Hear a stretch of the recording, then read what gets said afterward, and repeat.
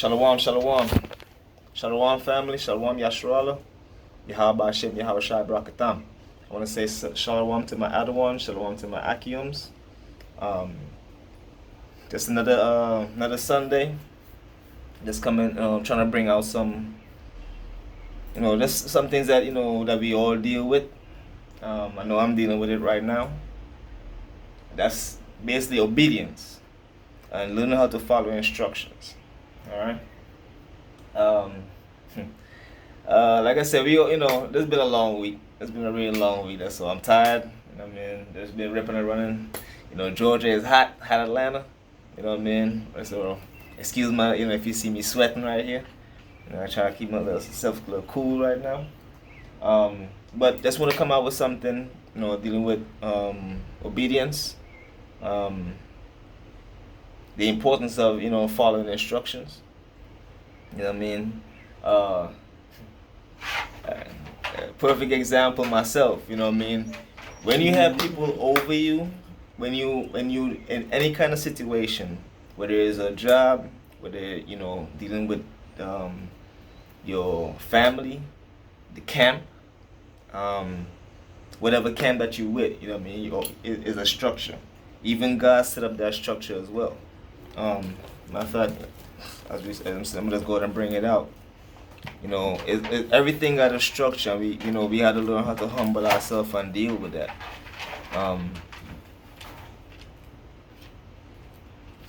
If you was told to do something a certain way, do that. You know what I mean? For instance, like you have your Adawans, you have your elders, you have your Adawans, you have your soldiers, you have your prospects. You know what I mean? I'm at soldier position at this minute. But I still have my head that I have to obey, my head that I have to listen to. You know what I mean? Of course, Christ is your head and God is the head of Christ. You know what I mean? But let's go ahead and bring it up. This is 1 Corinthians 11:3. But I will have you know that the head of every man is Christ, and the head of the woman is the man, and the head of Christ is God. That's just showing you the order. So he's setting the order immediately, letting you know this is how it should be.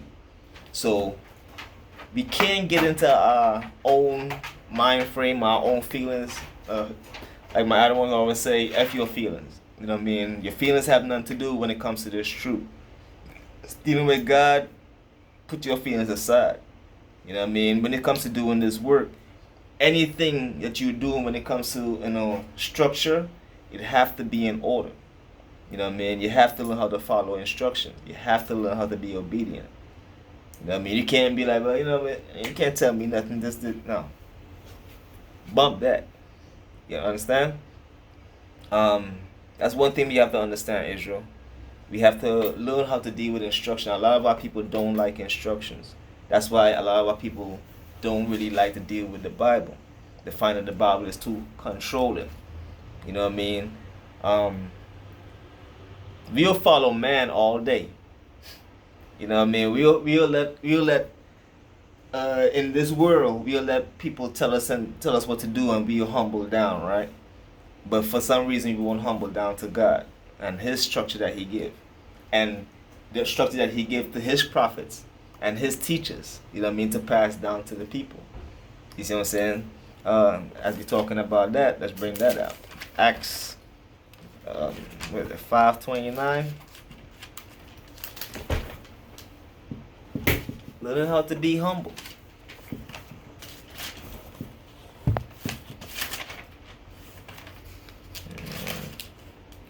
So like here, Acts 5:29. Then Peter and the other apostles answered and said, we ought to obey God rather than men. You know what I mean? This is basically what was going on, because we are a lawless nation. We are lawless people. You know what I'm saying? We, especially when it comes to our people, we don't want to take instructions. We don't want to hear anything from nobody. We block our ears. You know what I mean? Put away our shoulder. But at some point, you're going to humble down. Whether you do it by yourself or whether God humble you. and we are not prepared to let God humble us, we have to get right. We got to get our spirit right. We got to get in order. We got to get the leaven out of our mind and our body. Con? Let's get into the breakdown in the lesson. I want to just touch on a couple things. I ain't gonna stay too long. For instance, the importance of following instructions. And it could be, it really could be detrimental to the way how we go about our life.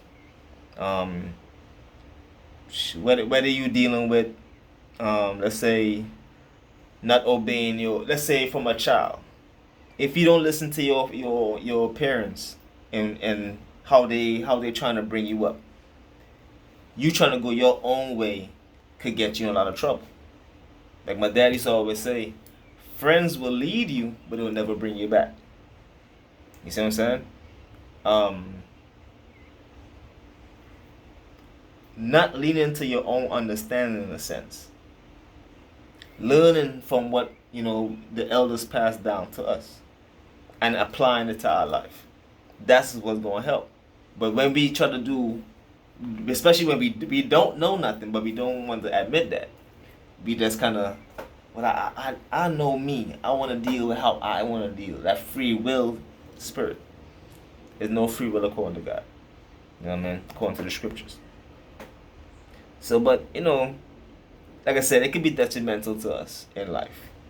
Not listening to your parents, like I said, following the wrong company, going off track, going off, following the ways of this world, and not following the instructions of the Bible. Different ways it could apply. All right. Even if you're talking about you raising a child, you learn from your parents about certain things. When you have a child, your first child, you're going to ask questions. Well, if I'm not sure about how to do this, I have to listen to somebody. Somebody you going to have to listen to. All right? Let's see.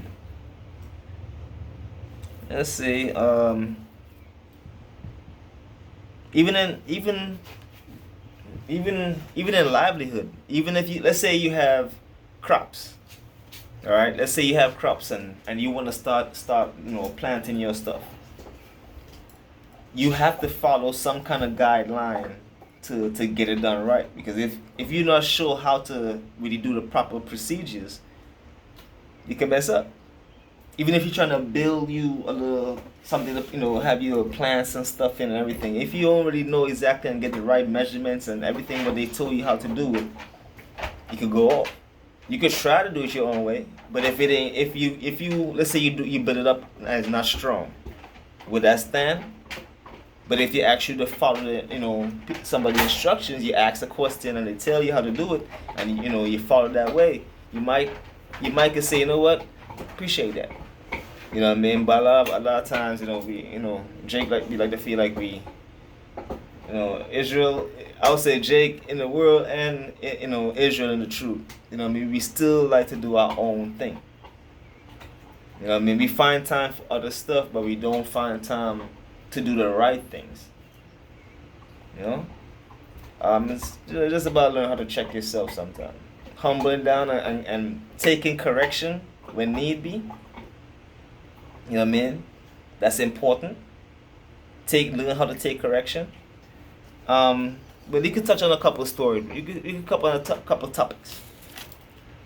The way that's gonna breach to certain things. For instance, like let's go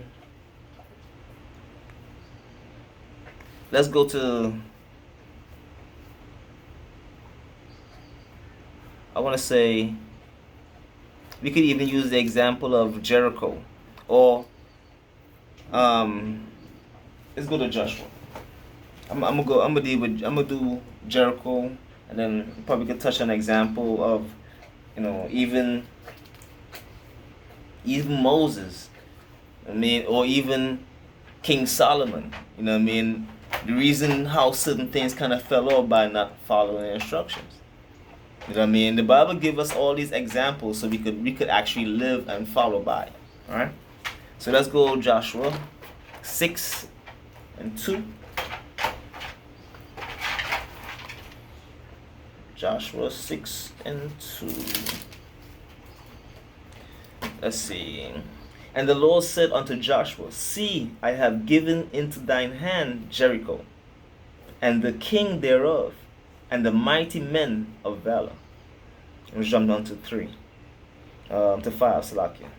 And it shall come to pass that when they make a long blast with the ram's horn, and when ye hear the sound of the trumpet, all the people shall shout, and with a great shout, and the wall of the city shall fall down flat, and the people shall ascend up, every man straight before him.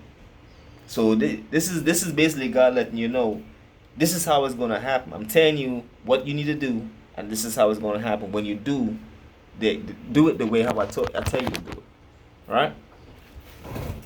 So he's laying down the order. We could even, and we don't have to read all this. We could just jump to, let's say 14. And the second day they come past the city once and return into the camp. So they did 6 days. All right. Let's say 16. And it came to pass at the 7th time, when the priests blew the trumpets, Joshua said unto the people, Shout, for the Lord had given you the city. You know what I mean? So this is him following God's instructions. All right. 17. And the city shall be, well, we could even go down to, let's say 22. But Joshua said unto the 2 men. No, that was dealing with Rahab, the harlot. You know what I mean? That was the promise that he made to her, basically, that whatever she have in her house, just because she hid the messengers when they came out to spy the city, she hid them from the people. So he said, well, for that I'm gonna spare you, and whatever is in your house, basically. So that was basically that was dealing with. But let's go down to 27.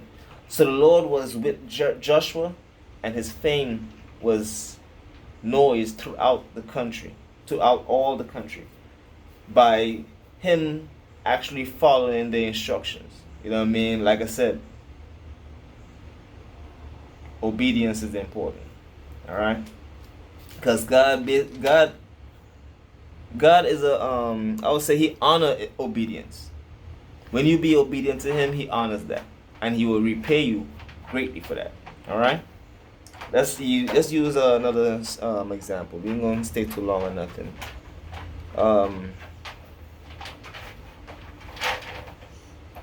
Even dealing with, let's go to Exodus. You know what? I want to use something different. Let's go to 1 King 11:1.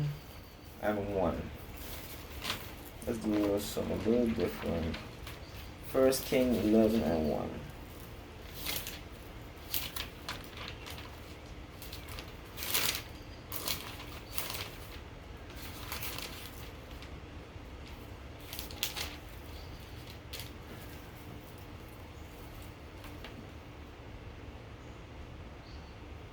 I want to start at 1. Is that what it is?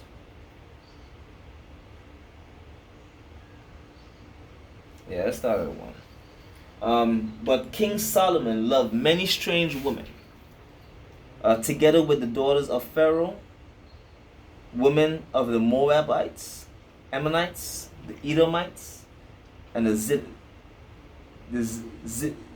Zidonians, and the Hittites, of the nation concerning which the Lord said unto the children of Israel, Ye shall not go into them, neither shall they come in unto you. For surely they will turn away your heart after their gods. Solomon, cleave unto these in love. So, because he had a lot of wives and concubines, but he had a lot of women of different nations as well, which is against the law, as we know. Even if let's say touch on that, let's go to Deuteronomy 7:3. All right, and it reads, neither shalt thou make marriages with them. Thy daughter thou shalt not give unto his son, nor his daughter shalt thou take unto thy son, for they will turn away thy son from following me, that they may serve other gods. So will the anger of the Lord be kindled against you, and destroy thee suddenly. All right, so that was the warning that he gave. All right, but Solomon still fell into that. That was the reason of the split of the kingdoms, for that disobedience that he had, because his father didn't really go along with it. His father was straight up with God, and he was a man of God, but Solomon fell short in his old age. All right, so for that, the kingdom was split up, and thus have it today. How we still separated till today, but he gonna bring us back. He's gonna bring us back. Let's go back to 11, and where was I?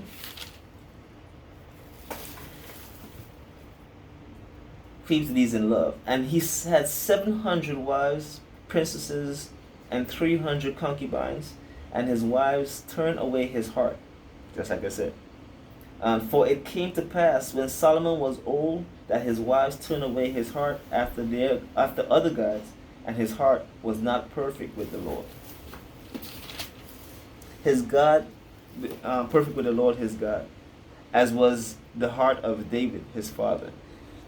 I'm gonna just jump down. I'm not gonna read all this. Let's go to 11. Wherefore the Lord said unto Solomon, for so much as this is done of thee, and thou hast not kept my covenant and my statutes which I have commanded thee, I will surely rent the kingdom from thee, and will give it to thy servant. So that was the fulfillment of it. That was basically the punishment for not listening. All right. And like I said, whether you get punished now or later, you're gonna get judged. You're gonna get judged because He is our Father. So if you don't obey your Father and He punish you, you can't get mad for that. You see what I'm saying? Because He told you. It ain't like He was doing guile or trying to trick you. No, He let you know what it is. Either you listen, you get blessing, or you don't, you get curses. All right. Let's use another example. If I have any time, I'm going a little too long already. Let's use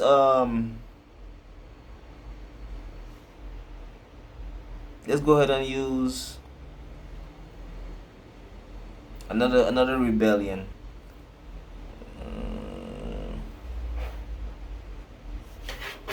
Numbers 21, 1-9. Let's see what that's talking about. Numbers 21, 1-9.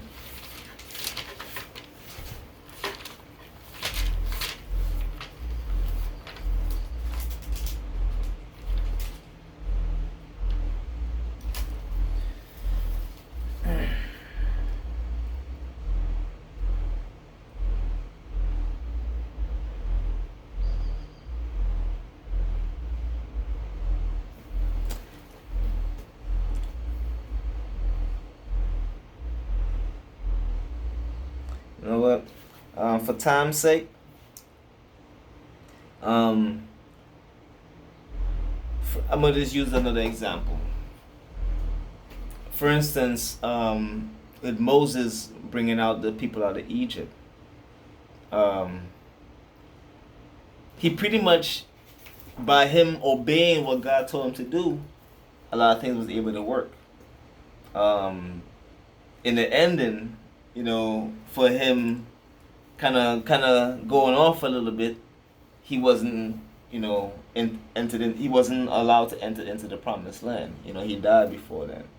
But God did told him to save Joshua and Caleb, because those were the only two that had a positive, you know, attitude or mind frame towards that whole moving forward what the Lord said. Everybody else had like bad reports, and that's being negative in a sense. All right. You given an order, you follow that order. Plain and simple. It shouldn't be too hard about it for nothing.